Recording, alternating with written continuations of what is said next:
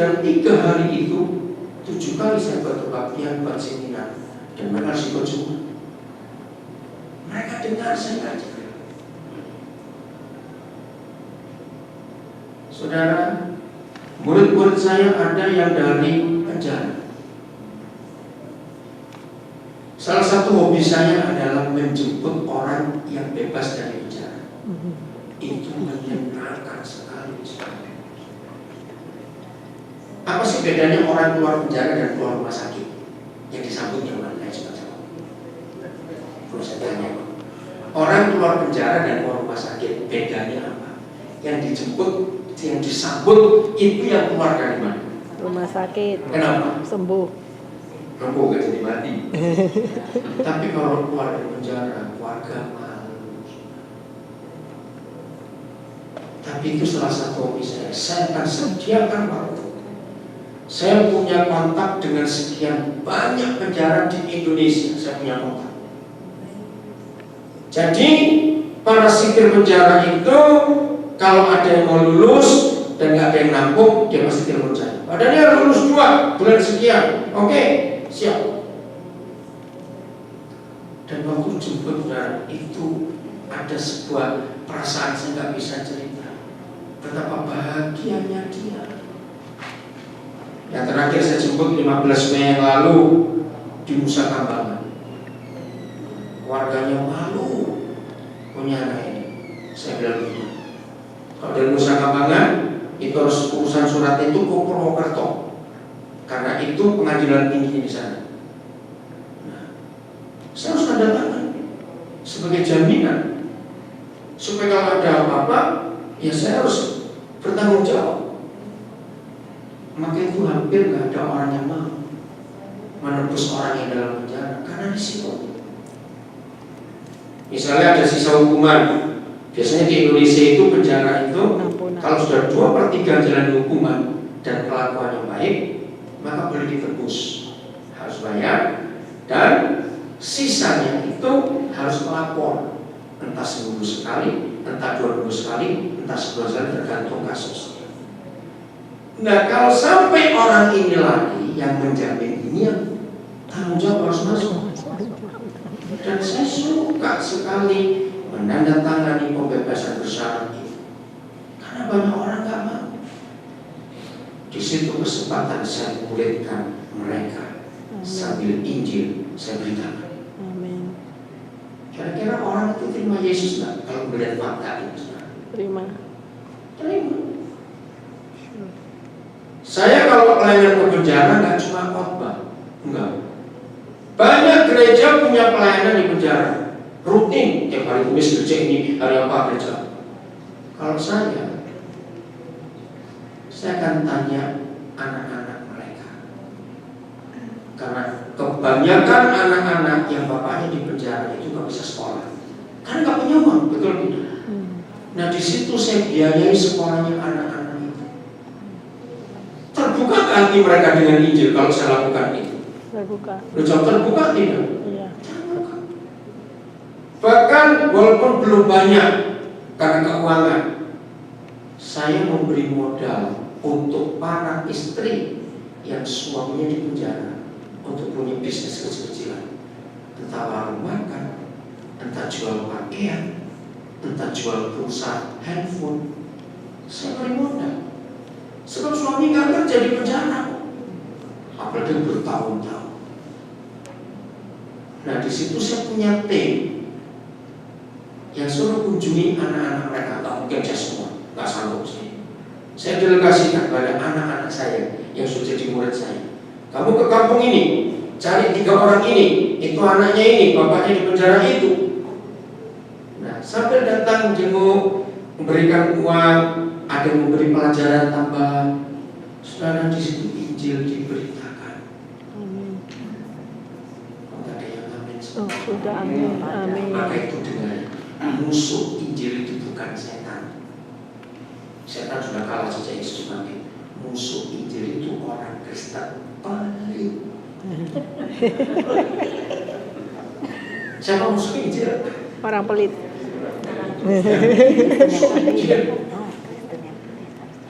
Maka itu saya katakan pemuritan itu all out. Berarti kata ini habis-habisan. Pernah satu kali menerima murid lulusan penjara. Hari itu kami semua harus keluar. Ada acara, tinggal dia sendiri. Begitu kami pulang, rumah itu kosong. Sendok aja dibawa, spray dibawa, semua bisa diatur. Aduh, kembali semuanya. Dan yang luar biasa, istri saya enggak marah, malah dia tertawa. Terus saya tanya, kenapa kamu tertawa? Kok bisa bawa dia sebanyak ini? Itu dia tertawa. Kok bisa bawa? Piring semua dibawa, es bukan dibawa. Pokoknya bisa dibawa. Lalu ada orang tanya, kamu tetap gak mau muridnya? Tetap. Saya gak pernah merasa rugi. Sebab itu milik Tuhan. Sekarang di Rabiri ada berapa lulusan usaha banget? Satu jadi tukang, satu kami beri modal untuk jual makan. Tapi sambil kami muridkan, itu menyenangkan sekali. Siap memuridkan? Siap. Bagi hidup seperti ayat itu ya, 21 Tesalonika 2 tadi ayat 8, bagi hidup. Jadi aku gak cuma ngomong untuk kamu, enggak. Hidup ini kami beri. Tanggal 2 Juli yang lalu, ya sebelum Lebaran, saya diundang ke Manado. Ada seminar mission care. Saya pakai flight terakhir karena saya ada urusan di Papua. Saya tiba jam 7.20. Sesi saya pertama jam 8 malam. Ini IM ya, PM. Tapi saya bilang pada panitia, maaf, saya nggak ada bagasi, jadi hand-carry aja. Karena cuma 3 hari, 3 malam 4 hari. Tapi saya bilang pada panitia, saya mau ke ATM dulu. Saya mau kirim uang. Jadi pas mau berangkat, take off, ada anak saya. Nah waktu saya ke ATM, di antara panitia namanya Pak Thomas, ada orang ikut di belakang saya, bawa koper kecil. Saya pikir dia itu mau ambil uang di ATM karena ngikuti saya. Begitu saya selesai transfer, terus dia tanya, Bapak ini pendeta Daniel Alexander? Oh iya. Saya bilang silakan. Oh enggak, saya perlu Bapak. Oh iya. Saya nggak kenal. Tapi karena waktunya, kami ini saudara mau kemana? Karena bawa koper di bandara dan flight terakhir. Nggak tahu Pak. Hah? Sudah jam segini, nggak tahu mau kemana. Wah berarti punya masalah dong. Loh, betul nggak? Saudara pikir gitu nggak kalau ketemu orang di airport? Flight terakhir nggak ada lagi, bawa koper saya tanya mau kemana? Nggak tahu. Wow punya masalah.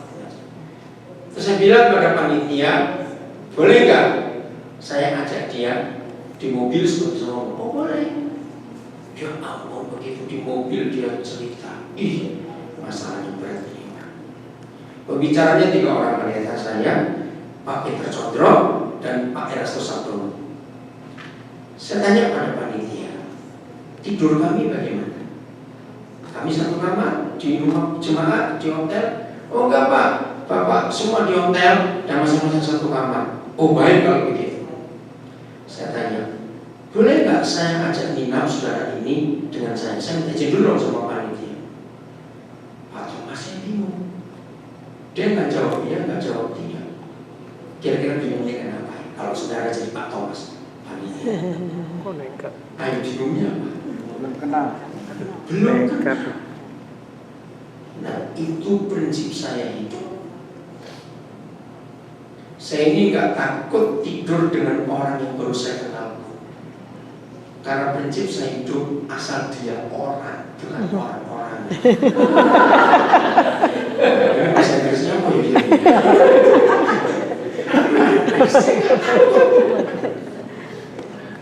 Banyak orang berkata saya ini hamba Tuhan, kenapa bisa?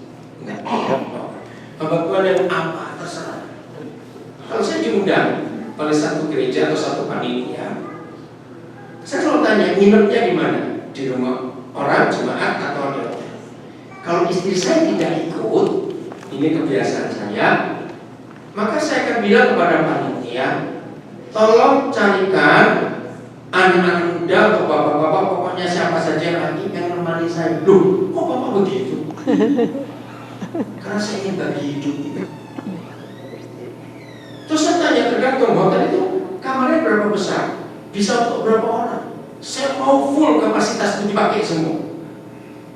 Karena buat saya, sesempit apa waktu yang saya punya, kalau saya bisa memuridkan orang, itu luar biasa. Kata memuridkan, kalau orang bisnis namanya investasi. Mendengar kata investasi, seorang, wah kamu kan tahu. Masa kan tahu? Ini serius. Akhirnya Pak Thomas ini bingung. Bilang gak apa-apa Pak Thomas, saya sudah biasa kok tidur dengan orang yang saya belum kenal sekalipun. Akhirnya orang ini jadi teman saya selama 3 malam 4 hari. Selesai seminar, saya balik ke Papua. Nah, saya punya kebiasaan, saya tanya kepada panitia. Saya ngajar 4 sesi dalam 3 hari itu, dibagi-bagi dalam hati. Ternyata panitia tidak bahas apa yang saya khotbahkan. Mereka bahas kenapa saya bisa tidur orang tidak dikenal. Ya ampun, bukan itu yang penting buat saya. Tapi buat mereka itu merasa, wow, dan memang saya nggak pernah risih. Saya nggak takut barang saya hilang, nggak takut. Walaupun saya sering kehilangan barang juga. Ya. Saya marah kalau ada orang Kristen beli barang, terus doanya begini, dalam nama Yesus, jangan sampai rusak. Dalam nama Yesus. Kalau bang buka itu pabriknya tutup semua. Belum betul nggak? Kalau beli barang harusnya pabriknya tutup, enak saja. Apalagi nggak boleh hilang, nggak bisa. Oke? Dan itu cara saya hidup sampai hari ini. Tanggal 5 Juli pas Lebaran sampai tanggal 13 saya bersembilan dari Pagar Alam. Pagar Alam di mana? Di mana? Mana Bu? Pagar Alam. Yo, di mana yuk? Pagar Alam. Itu satu kota kecil. Di bawah bukit, di bawah Gunung Dempo ada perkebunan teh cantik sekali. Mana itu? Malang. Nggak tahu. Nanti dulu dia nggak. Indonesia di Sumatera Selatan, kota kecil, sejuk. Saya berada di sana. Saya ngajak anak-anak saya lagi dari Pagar Alam ke Bengkulu, Lubuk Linggau baru Palembang. Seru sekali. Udah tanggal 19 Juli sampai tanggal 26 Juli saya di Kalimantan Utara, sebuah kampung namanya Kecamatan Kerayan di Petani Riau. Gak ada listrik kampung itu sampai hari ini. Saya ngajak 9 orang lagi, satu pesawat, kami harus charter, keren, satu pesawat keren, charter taksi.